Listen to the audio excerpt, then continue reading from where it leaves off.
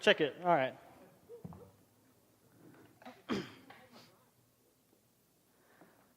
So my name means drawn from the water. And so my life began.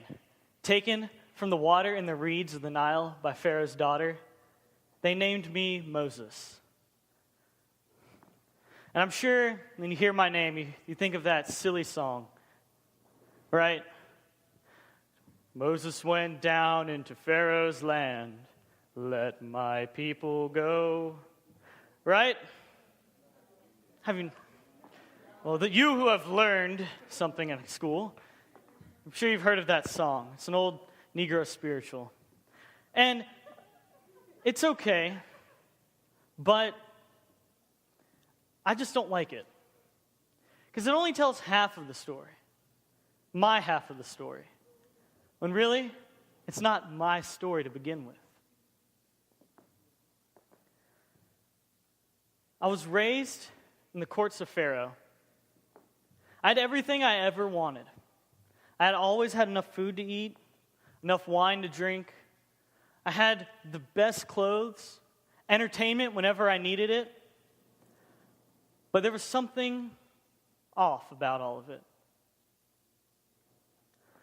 See, the Israelites, the people who I come from, were enslaved by the Egyptians. And because I was living like an Egyptian, my own people despised me. And because I was truly an Israelite, the Egyptians hated me even more. I didn't really belong anywhere. That's kind of like the theme to my story. I guess it all starts one day when I was walking among the Israelites, I was watching them work, when I saw an Egyptian man, a slave driver, beating one of the Israelites. This rage built up in me. I was so mad, I ran over and I started telling the Egyptian to stop. He had to stop. These were my people. I couldn't take it anymore. And it got a little heated, and I got angrier and angrier, and I killed him. I didn't mean to. That's not what I wanted to do. I'm not a murderer. I'm a good person. It just got out of hand. It was a mistake. But a man was dead because of me. I couldn't let anyone know. So I took the body and I buried it in the sand, hoping maybe no one saw it. Maybe no one would know. I could get away with it. The next day, I walked among my people again and saw two Israelites fighting. And I ran up and I was like, brothers, please, don't fight. You shouldn't fight. And one of the men looked at me and he said, oh, are you going to kill me like you killed that Egyptian yesterday? Are you going to bury me in the sand? I knew I was found out. And I knew I couldn't stay. Pharaoh's men would be after me to kill me.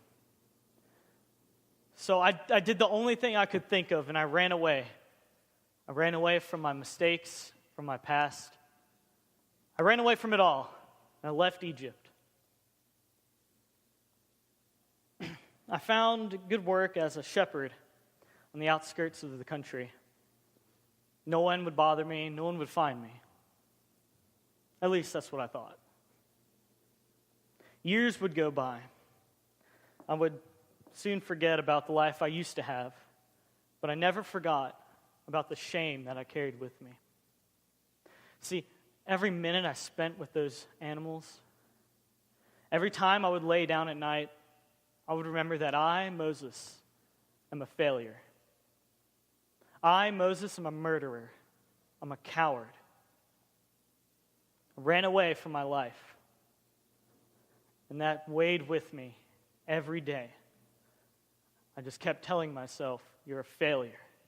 You're a failure. You're a failure. I was a loser, living as an outcast from my own country. One day, I was tending my sheep, And out of the corner of my eye, I saw something weird. There was this bush, and it was on fire. But stranger than that, the bush wasn't going away. You know, when you burn something, it goes away. So, what was going on here? I decided to take a closer look. I walked up slowly, not knowing what would happen to me. And this voice called out to me, "Moses, Moses." I responded the only way I thought. I was like, "Here I am. It's me." And this voice said, "Remove your sandals, for you stand on holy ground." And I knew I was in for something way bigger than myself. I took off my sandals, and I sat there, and I waited. And the voice called out to me again, "Moses, I am the God of your father, the God of Abraham and Isaac and Jacob. I have not been ignoring my people who have been slaves in Egypt. I've heard their cries in the night. I've heard them wail towards me, and I take pity on them. Moses, I want you to go to Pharaoh and tell him to let my people go." Still to this day, I don't exactly understand. God didn't call me when I was living with Pharaoh. He didn't call me when I was living in palaces made of gold, when I had everything I wanted, all the clothes I needed. He didn't call me when my life was good. He called me when I was washed up. I was living in the wilderness. He called me when I was a loser. Because God doesn't work with perfect people. God's greatest works come from the outcasts and the losers. I replied back to God. I was like, "I don't think you get it. I'm a murderer. Why would they believe me? What if they say that you're crazy?" And God replied, "Don't worry about that. Just know that where you go, I go as well. For I will be with you when you go before Pharaoh." I still didn't believe him. I said, "God, please have pity on me. My speech, I'm very slow. I can't speak very well. I have a stutter. I'm just not the person you want." And God said, "Don't worry about that. For your brother Aaron is going to come. He's going to help you. He'll be your mouthpiece to Pharaoh. I will speak through you, and Aaron will be your mouthpiece." God, no, I can't do this. You don't understand. You got the wrong person. I'm a loser, okay, God? I'm a failure. Everything I touch falls between my fingers. You don't want me. I can't do this. God got angry. I asked him earlier, he doesn't know who he's talking to. He replied back, "You don't know who you're talking to. Was it not I who formed your mouth? Was it not I whom the God of all creation? Your brother Aaron is coming soon. You need to prepare yourself." I put my sandals back on, and I began to walk away, but then I turned back and I said, "Who should I say is sending me?" See, I was raised an Egyptian. I didn't know one thing about the God of Israel. I never sacrificed to him. I never worshiped him or called out his name in my prayers. I didn't know who this God was. So under whose authority am I going? Is it Ra, the God of the sun? Is it the God of the Nile? Who is it? And the voice replied back, "Tell them that I am has sent you. Tell them that Yahweh, the God of Abraham and Isaac and Jacob, the God of his people, is calling you to go. I cannot be defined by your language, for I'm the God of everything. So tell them that I am who I am is sending you." I left. I was confused, but I met my brother Aaron, and we went back to Egypt. I didn't know what to think when I was walking those courts. I was a murderer. They could have killed me on sight if I ever entered Egypt again. But I felt that maybe this was a turning point for my life. Maybe this God of Israel, maybe he can really change me into what I need to be. So I went before Pharaoh, me and Aaron, and I said, Pharaoh, I come in the name of the God of Israel. He says to let his people go so we may worship him in the wilderness. And Pharaoh looked at me and he laughed in my face. Who is the God of Israel to the king of Egypt? Who is the God of Israel to the commander of the Nile? I do not know this God of Israel. It's just because you're lazy and weak that you want to go. And even worse, he demanded that the straw that they were giving my people to make bricks with, because you can't make bricks without straw, he demanded that it be taken away. They need to find their own straw. Oh, and don't let them slow down. I couldn't believe it. I couldn't believe it. I went before Pharaoh. I did everything I was told to do, and I still failed. I knew this was going to happen. I knew it. I'm just not good enough for this. I cannot do this. I cried out to God, I told you. You picked the wrong person. I can't do this. But God spoke back. Moses, I didn't make a mistake. I chose you for a reason. You did everything I told you to do. Now watch me go to work. In the following days, I saw wonders beyond my very imagination happen in Egypt. And let me tell you, if you've never overcome failure, then you've never truly succeeded. Because it is God who works in our failures. It is God who works when we fall on our knees and we can't go any further. It's God who picks us up and keeps us going. The next days were insane. The Nile River turned to blood right before my eyes. After that, frogs. Frogs came everywhere. There were frogs everywhere. You couldn't walk an inch in Egypt without stepping on a frog. You couldn't sleep in your bed because it was full of frogs. You couldn't eat food because your plate would be full of frogs. And you think that's bad? One time there were gnats everywhere. You couldn't walk down the street without getting them in your eyes. You couldn't breathe without inhaling them in your nostrils. You couldn't open your mouth and speak without swallowing them. They were everywhere. One time, the sun above us got blotted out, and it was darkness. For days, they had to walk around in the darkness, while the Israelites, we had plenty of light. See, that song that I was talking about, that song only focuses on me and Pharaoh. But this wasn't a battle between me and Pharaoh. This wasn't me fighting against Pharaoh. This was the God of Israel fighting against the gods of their culture.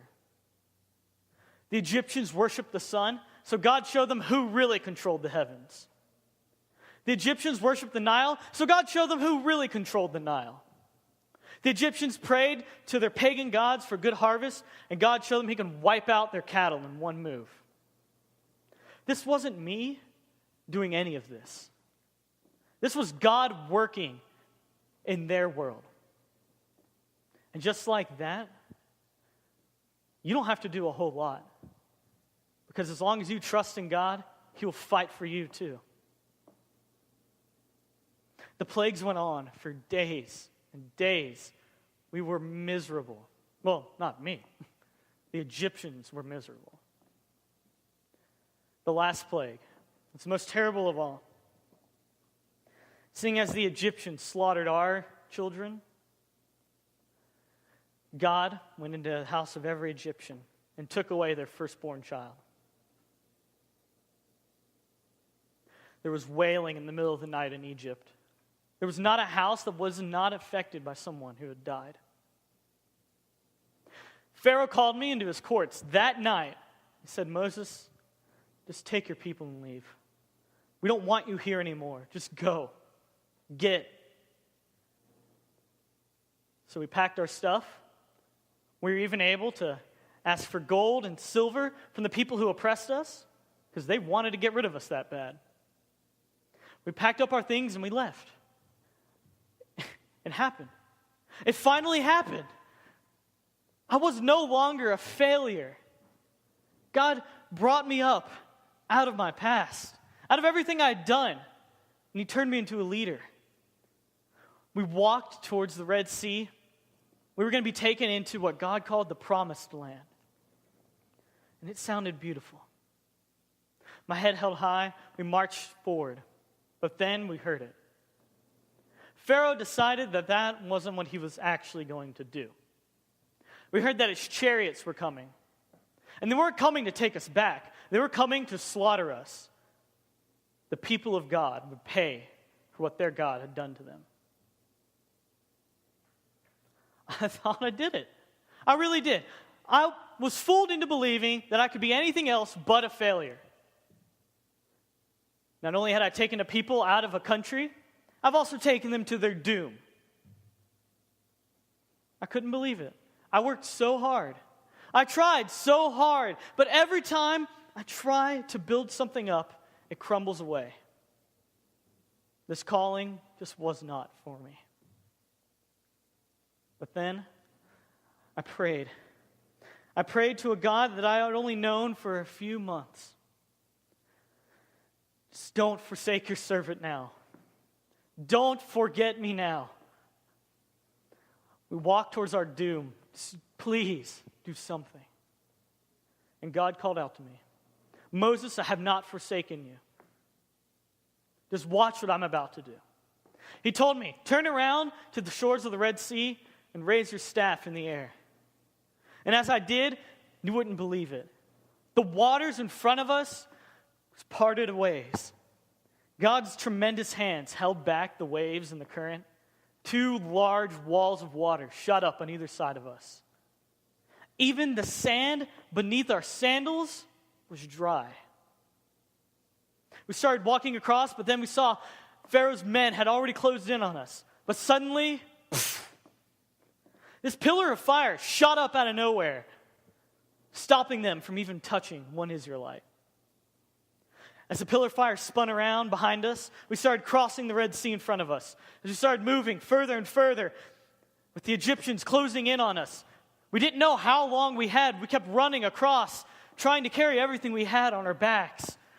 And when we finally made it through, the pillar vanished, and the chariots drove forward. They were closing in, and suddenly the waters started to ripple and rumble. As they gave way, they slammed down on top of Pharaoh and his men, drowning them, burying them at the bottom of the Red Sea. I did it. But more importantly, God did it through me. Notice the only thing he ever asked me to do was to ask Pharaoh to let his people go. That was it. He handled everything else. Finally, I wasn't defined by what I did. I was defined by what God did. Finally, I was no longer a murderer, but a leader. I was no longer a loser. I was no longer an outcast because I had a people. Beginning, I thought God made a mistake, but really, I made the mistake. My story probably sounds familiar here today. Not just because maybe you've heard it before, because you share in it. We're all called. And see, we're all called to do something for God. Maybe today, you're new to this. Maybe today, God's calling you. And you're just like, I don't have it in me. I can't do it. God, you've chosen the wrong person. But let me tell you that as long as you fall back onto God, He'll catch you in His mighty arms. Because that's all I had to do. Maybe today, You've tasted failure. You've tasted defeat. And it's bitter. You hate it. But let me tell you today, God is the one who works through losers. God's the one that works through the downtrodden. He works through our failures and our past mistakes. He raises us up out of the clay and the dirt. He sets us up to do His work. So today, if you are a loser, then praise God, because He wouldn't have it any other way. And maybe today you have no idea what I'm talking about. You've never heard of Jesus, you never heard of God. Or you have and you never thought it was something you wanted. But let me tell you, when God called me, I never heard of Him. And it was through this calling that God saved me. Let me tell you that God sent His Son 2,000 years ago because He believes in you. He believes that you are more than the loser. He believes you're more than the failure that you think you are. Today, you can claim that on your life. Right now, I'm about to leave. I have a people to lead. I have a promised land to get to. But let me tell you, let me ask you, if you're a loser today, then you're going to want to be down here praying. Because it's through losers that God builds His kingdom. It's through the failures of men that God rises up and does His best works. It's not through perfect people, so you don't have to stop. You don't have to keep acting like one. So when we fall on our knees and we have nothing left, that God says, just watch what I'm about to do. So today, I want to invite you to come up here and pray that God work through you. That God help you fulfill your calling. That's the only way we can do it. It's the only way I do it.